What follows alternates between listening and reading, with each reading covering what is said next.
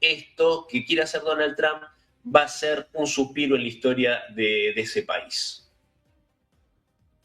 Bueno, pues pendientes de Donald Trump y de este acuerdo nuclear, decía antes que íbamos a mirar a alguno de sus principales aliados, estaba hablando Scott Bessent, ahora está hablando Marco Rubio, el secretario de Estado de Estados Unidos, hablando sobre Venezuela, sobre Cuba, también sobre minerales críticos, es decir, hablando, aunque sea indirectamente, sobre China. Vamos a escuchar ya a Marco Rubio. Of partners across the world, and many of whom were in that room today. This afternoon, there'll be additional sessions led by Trade Representative Greer, who's going to present on a price floor mechanism, and that's designed to make sure that these commodities will never fall below a certain price so that they can become economically viable. The idea is to protect people's investments or investments in these sectors across the world. They'll hear from Secretary of Energy Wright. They'll hear from the Development Finance Corporation. They'll hear from the Ex-Im Bank. They'll hear from the Department of War. They're going to showcase financing tools and programs for critical minerals investment. And then Treasury Secretary Bessent is going to close out later tonight, the ministerial, or later this afternoon. We're planning to sign new critical minerals frameworks with several partners later today. And I want to just highlight again, this is really a historic gathering and highlights the billions of dollars the United States government has already committed towards this endeavor, and that's going to enable private sector investment towards creating reliable supply chains that are vital, as I said, to technological innovation, economic strength, and also national security. So we thank you again for covering this, and we're grateful for all of our partners that are here today. And as I said, 55 partners, 54 countries in the European Union were here. And we think there are many more countries that are going to be interested in joining this initiative as it moves forward. And I think our team here did a great job of pulling this together. And of course, the day's not done. All right, let's get to your questions. And I apologize ahead of time. I know I did like a 2.5-hour press briefing late. I can't do that today because they need this room for the family photo. So they have to have us clear out so they could set that up. Okay, so, Tommy, you're going to call people just because if not, they'll get mad that I didn't call them. So they'll blame you. Yeah. All right. First question, Alex Salvi from Newsmax. Good morning, sir. The United States has a vested interest now in the critical minerals inside of Ukraine following last year's agreement. We know that the United States this week is monitoring and hosting, of course, trilateral talks between Kyiv and Moscow. And while there does seem to be a framework, at least when it comes to security guarantees, when it comes to any territorial disputes, there does not seem to be much movement one way or the other. Is there any progress being made on that front, and do critical minerals play into those conversations? And separately, sir, if I could also ask about the New START treaty with Russia that expires tomorrow. Yeah, I don't have any announcement on New START right now. I think the president will opine on it later. Obviously, the president's been clear in the past that in order to have true arms control in the 21st century, it's impossible to do something that doesn't include China because of their vast and rapidly growing stockpile. On the question of the talks, they're today and tomorrow in Abu Dhabi. Look, the good news is that for the first time in a very long time, we have technical military teams from both Ukraine and Russia meeting in a forum that we'll also be involved with, and our experts, Steve Woodcock and Jared Kushner will also be attending for part of that, and we think that's important. And look, I don't want to say talks alone are progress, but it's good that there's engagement going on. I would also caution everyone that on things like this, because there's a lot of sensitivities involved in it, progress is probably not going to be known, even via leaks, until we really have a breakthrough. Our goal is to remain committed. We've committed a year to this. We think we've made real progress. If you look at the checklist of open items that existed at this time last year and the checklist of open items that remain now in terms of reaching a peace agreement between Ukraine and Russia, that list has been substantially diminished. That's the good news. The bad news is that the items that remain are the most difficult ones.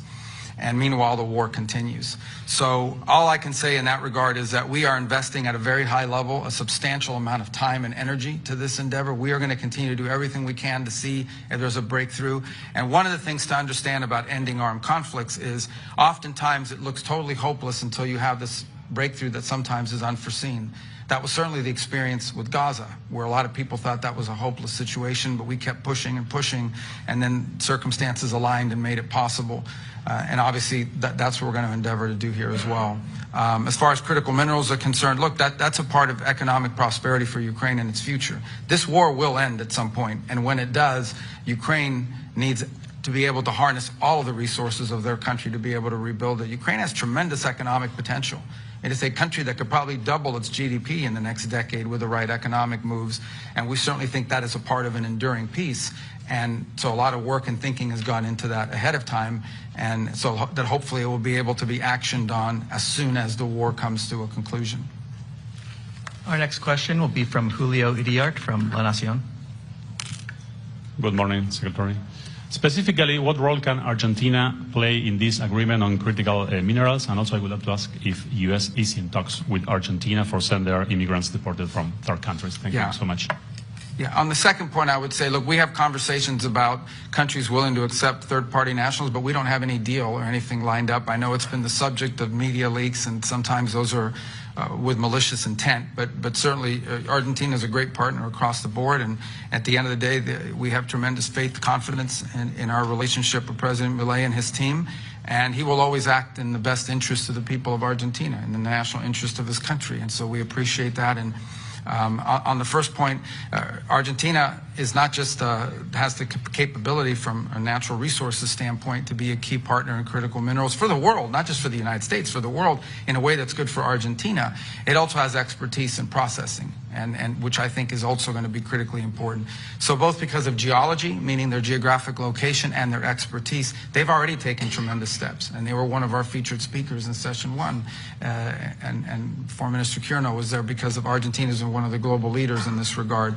So both because of the resources available and because of the ability to invest and the expertise they have in the processing, I think Argentina is going to be a key partner for the world, not just for the United States, and certainly being located in the Western Hemisphere is of strategic value, both to Argentina, but obviously to the United States as well. Our next question will be from Elizabeth Hagedorn from Al Monitor. Secretary Rubio, can you confirm the format and location of Friday's talks with Iran and clarify... Bueno, pues pendientes de Marco Rubio, el secretario de Estado de Estados Unidos, al que ahora le preguntaban sobre estas conversaciones con Irán. También le preguntaban sobre las conversaciones que están teniendo lugar ahora mismo en Abu Dhabi con, les decíamos antes, Rusia, Ucrania y Estados Unidos. Decía Rubio que si hay algún avance se van a enterar, pero dice que no va a ser a través de filtraciones. Dice, o viene a decir, que el trabajo todavía va a ser largo, va a ser duro. Pendientes precisamente de Estados Unidos y de Marco Rubio, vamos a mirar rápidamente a Europa en un día marcado por un informe demoledor por parte de Estados Unidos que habla de 8 elecciones en las que la Unión Europea habría interferido. Se habla de varios países europeos, por ejemplo, de Rumanía, de Moldavia. Algunos de estos países, por cierto, se vinculaba o se decía que Rusia había intentado amañar las elecciones. Pues Estados Unidos, un informe de la Cámara de Representantes apunta, bueno, prácticamente a lo contrario, ¿no? Viene a decir que el enemigo está en casa. Carlos, te quiero preguntar por esto. Este informe demoledor, 160 páginas en las que Estados Unidos, bueno, básicamente está acusando a la Unión Europea de interferir en las elecciones. Bueno, no he visto, vaya por delante que no he visto tal informe, pero bueno, son cosas que algunos teníamos sospechas y más que sospechas. Aquí se ha utilizado constantemente y no faltará quien diga que esto es blanquear tal o cual cosa, pero se ha utilizado a Rusia para decir que ha interferido en multitud de circunstancias internas europeas, en elecciones incluso, y lo que hemos visto es que quizá el caso más flagrante, pero no ha sido el único ni mucho menos, fue el caso de Rumanía, de cómo ha sido la propia Unión Europea, los grandes élites rectoras de las políticas europeas, las que han llegado a invalidar resultados electorales e interferir de una manera ya no interferir, sino suplantar la voluntad popular de determinadas naciones en muchas cuestiones, incluidas elecciones generales. Este informe, que me gustará verlo, echarle un vistazo y leerlo pormenorizadamente, pues refrenda todas esas sospechas que teníamos algunos de cómo es la propia Unión Europea la que hace y deshace al margen de la voluntad popular, al margen de otras muchas cosas, aduciendo excusas que son enteramente fantasmagóricas, que no existen y que no han existido nunca, como son las interferencias rusas de mil maneras diferentes. Estaba recordando incluso aquella rueda de prensa dentro del Parlamento británico con gente española vinculada a medios de comunicación españoles y think tanks bastante poderosos en este país, cómo intentaban justificar las injerencias rusas y no hicieron más que el ridículo al respecto.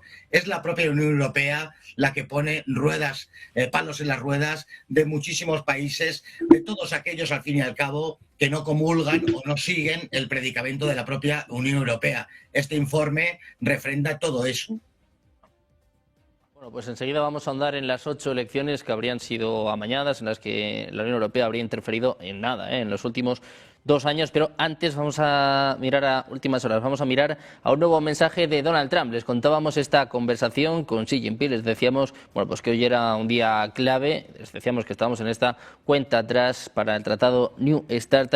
Mensaje de Trump en Truth Social. Dice: acabo de tener una excelente conversación telefónica con el presidente Xi de China. Fue una llamada larga y exhaustiva en la que se trataron muchos temas importantes como comercio, asuntos militares. Dice: el viaje que haré a China en abril. Ojo con esto, Trump visitará China en abril. Dice que también ha hablado sobre Taiwán, la guerra entre Rusia y Ucrania, la situación actual con Irán, la compra de petróleo y de gas por parte de China a Estados Unidos y la consideración por parte de China de comprar productos agrícolas adicionales, incluyendo el aumento de la producción de soja a 20 millones de toneladas para la temporada actual. Dice que se han comprometido a 25 millones de toneladas para la próxima. Dice además que van a entregar motores de avión y muchos otros temas, todos muy positivos. Dice Trump: la relación con China y mi relación personal con el presidente Xi es extremadamente buena y ambos comprendemos la importancia de mantenerla así. Creo que se van a lograr muchos resultados positivos durante los próximos 3 años de mi presidencia relacionados con el presidente Xi y la República Popular de China. Les contábamos esta llamada, esta conversación telefónica entre Trump y Xi Jinping. Bueno, pues ya conocemos los detalles. Ha hablado de comercio, pero también de cuestiones militares, de la situación en torno a Irán y del viaje que hará a China en abril. Pendientes de los mensajes de Trump con el foco puesto en Europa, les hablábamos de las 8 elecciones en las que la Unión Europea habría interferido. Según este informe de Estados Unidos, en concreto habría sido pues en alguna de las elecciones más importantes de los últimos años. Por ejemplo, habla de 2023 en Eslovaquia, Países Bajos en 2023 y 2025, las elecciones en Francia en 2024, Rumanía 2024, Moldavia 2024 y además Irlanda en 2024 y 2025.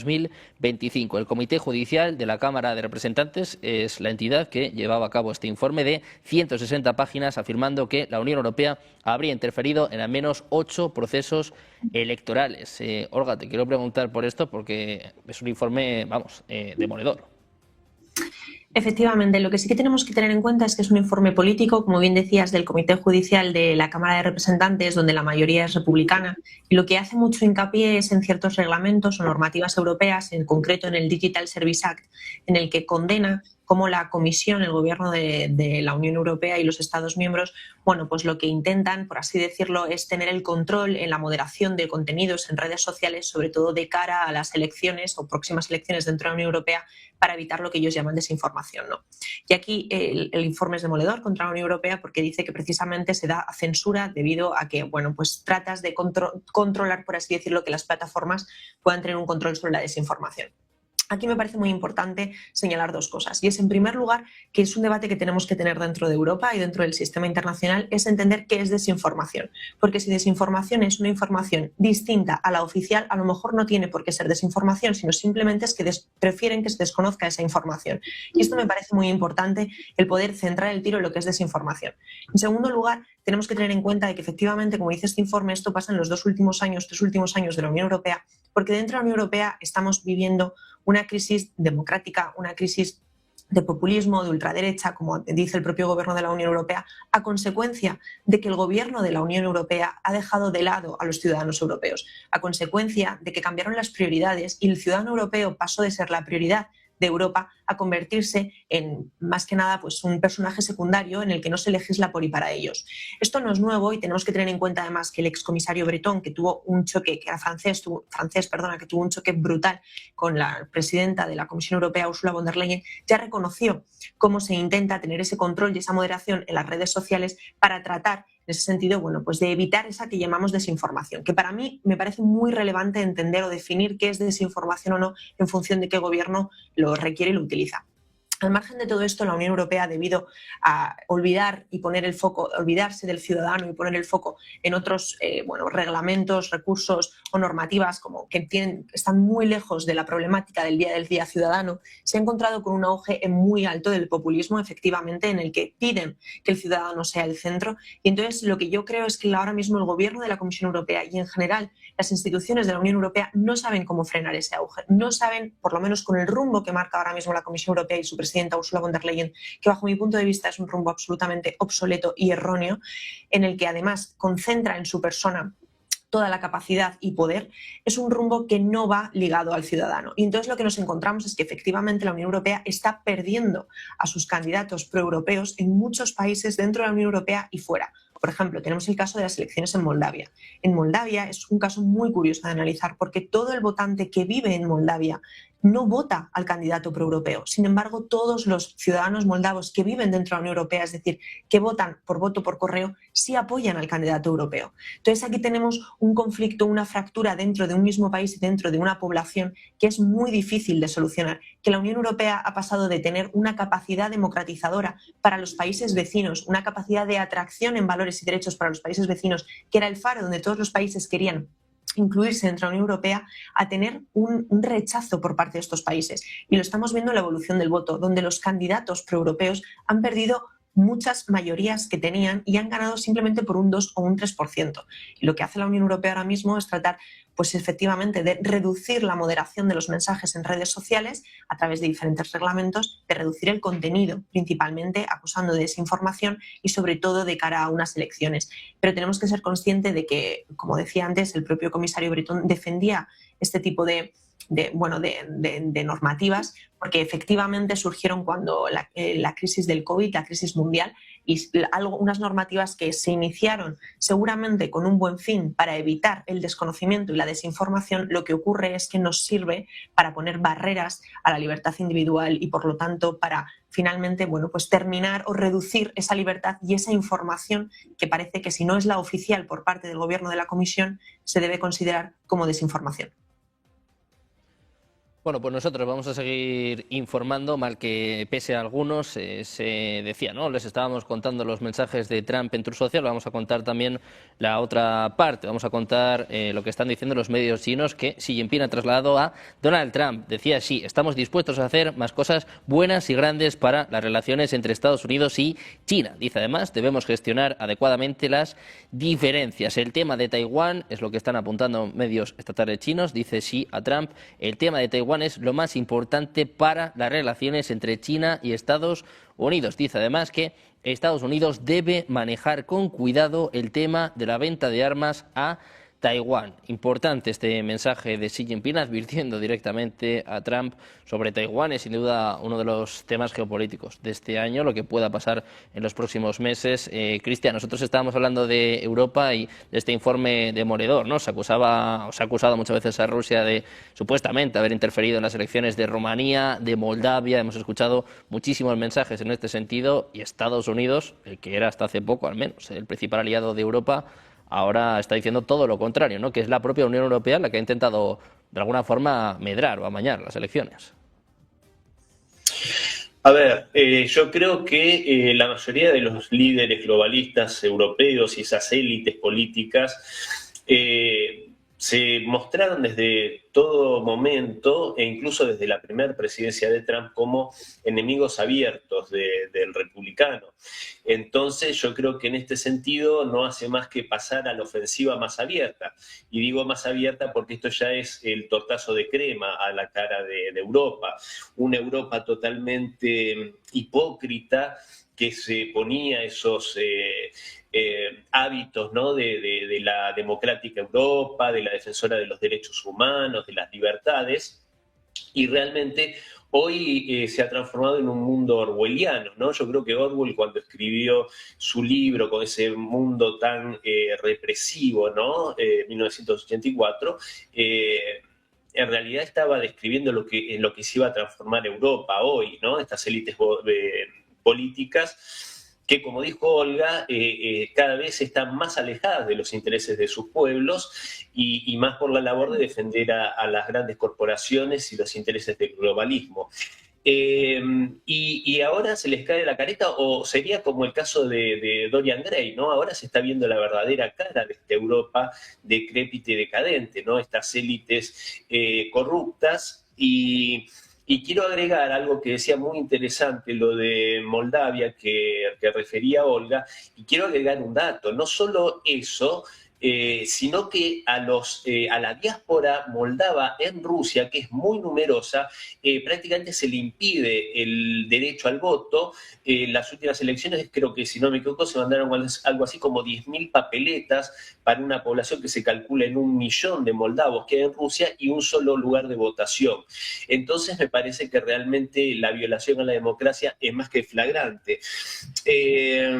Y Trump en este sentido, claro que está demoliendo a estos personajes, estos globalistas, dejándolos totalmente al desnudo, como decía, como Dorian Gray, cuando ese retrato, ¿no?, que mostraba todas sus depravaciones, realmente empieza a mostrarse en la cara, ¿no?, de carne y hueso. Y también agregar algo que también mencionaba Olga, del comisario Thierry Breton, cuando dijo claramente en un canal de televisión que si en Alemania la gente votaba mal y se equivocaba, había que hacer de vuelta lo que habían hecho en Rumania. Esto si la gente votaba alternativa por Alemania, no AfD. Entonces me parece que ya más descarados no se puede ser. Y esto, por supuesto, esto que hace este comité del Congreso de los Estados Unidos, también es un poco, yo hace un rato mencionaba el discurso memorable de Vladimir Putin en Múnich en 2007, y creo que el siguiente discurso como memorable es el que dio el año pasado J.D. Vance en el mismo foro en Múnich, y les dijo a la cara a esas élites políticas varias verdades que creo que les desagradaron bastante, pero por eso no dejaron de ser verdades, esas verdades que quieren reprimir, disimulándolas y poniéndole el nombre de desinformación, ¿no?, que es ni más ni menos que censura a todo aquel que dé un discurso distinto al que ellos quieren imponer. Y para finalizar, yo creo que es hora que los europeos empiecen a poner en su lugar a estos personajes, que dejen de estar al servicio de Soros, los dirigentes europeos, y pasen a estar al servicio del pueblo, y realmente se hagan cargo, ¿no?, de lo que han hecho, que han terminado convirtiendo a Europa en un lugar que es geopolíticamente intrascendente, que ya no pinta nada, que no decide nada, que nadie los invita ni siquiera a servir el café en la mesa donde hablan los grandes, y que esto es fruto, sin duda, como lo dijo, que por eso, por otro lado, Trump se acerca a Xi Jinping, a Putin, porque realmente ya Europa no tiene nada que ofrecer, y por el contrario, es bueno, como dijo hace algún tiempo el canciller ruso Sergei Lavrov, y lo dijo también Sergei Karaganov, que Europa es la causante, estas élites políticas, de todas las tragedias de la humanidad de los últimos 500 años. Bueno, yo creo que es hora que el pueblo europeo realmente dé un cambio en esto y tome su destino en sus manos. Bueno, pues pendientes del futuro de Europa y también de cómo sea esta relación transatlántica entre Europa y Estados Unidos. Bueno, pues que cada vez está más complicada. Muchísimas gracias a los tres por estar con nosotros. Carlos, Cristian, Olga, un placer. Tenemos a los tres por aquí. Muchísimas gracias. Un buen día. Un abrazo. Un abrazo. Muchas gracias. Nosotros que vamos a volver a mirar precisamente a Estados Unidos, vamos a poner el foco en la economía con Scott Bessent, el secretario del Tesoro, dando cuenta de precisamente el plan del Tesoro estadounidense para los próximos 3 meses. Mr. Secretary, I just want to know whether you will commit today to pause and heighten